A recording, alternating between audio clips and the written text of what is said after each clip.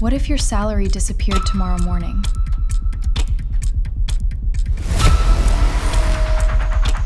Imagine a completely normal Tuesday morning. You have your coffee, checking your messages, and then, without warning, you get one email. We need to talk.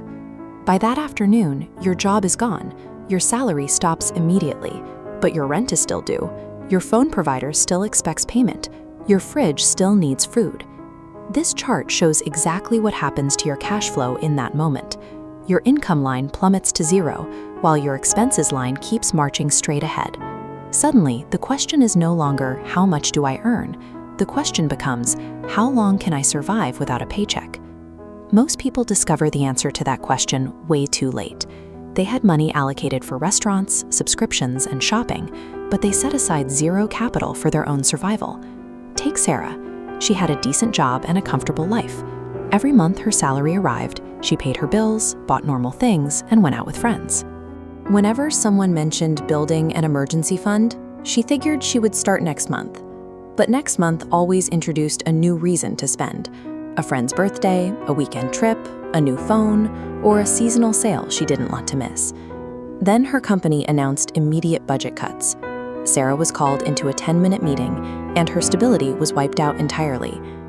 Being able to cover your daily expenses while the money is flowing creates a deceptive sense of security.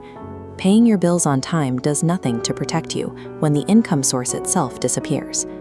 At first, you try to stay calm.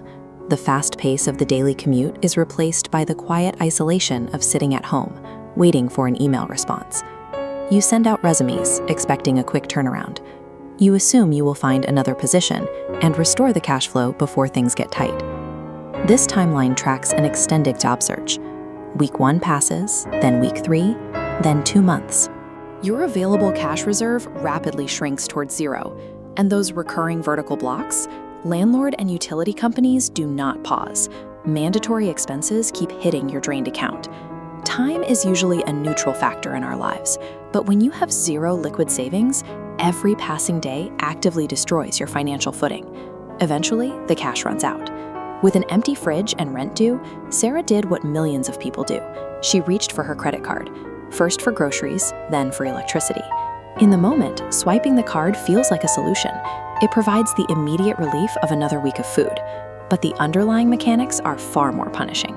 We can see the actual mechanics of that trap right here. A $100 grocery run enters a loop of 20% interest. Without an income stream to clear the balance, a short-term cash flow issue balloons into a massive high-interest burden. Looking at her credit card statement, Sarah realized a painful truth. The job loss was the catalyst, but her lack of protection before the crisis began was what made her situation dangerous. An emergency fund acts as a physical barrier between you and financial panic. It prevents a single car repair or a medical bill from cascading into a debt crisis. To build this defense, start with an immediate, achievable target of $500 or euros. Secure that initial micro-target first.